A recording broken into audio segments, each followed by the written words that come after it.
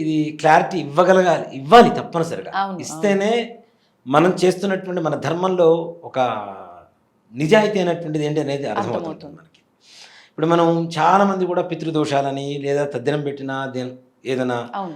పితృకార్యాలు చేసినా, ఏదైనా పుష్కరాలకు వెళ్ళి మనం పితృకార్యాలు చేసినా, కాశీకి వెళ్ళి పిండం పెట్టినా, పితృపితామహి ప్రపితామహీనాం, పితృ పితామహి ప్రపితామహీనాం, తండ్రి తాత ముత్తాత, అవును. 3 తరాలకి చేస్తూ ఉంటాం. ఇక్కడ ముఖ్యంగా నాన్న ఇంకొక జన్మ ఎత్తడం అనేటువంటిది గీత సారాంశం అదే. ఇది ఒక షర్టు లాంటిది దేహం. అవును.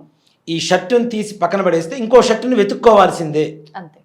ఆత్మ మన దేహం నుంచి వెళ్ళిపోయిందంటే ఇంకొక దేహంలోకి చేరుతుంది అనేటువంటిది మన ధర్మం. భగవద్గీత అదే చెబుతుంది.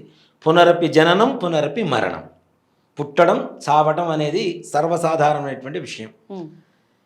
ఇక్కడ ముఖ్యంగా అందుకనే మనం జన్మానం నరజన్మ దుర్లభం అంటాం మనం. అవును. మనిషిగా పుట్టడం అనేటువంటిది చాలా గొప్ప విశేషమైనటువంటిది. అవునా?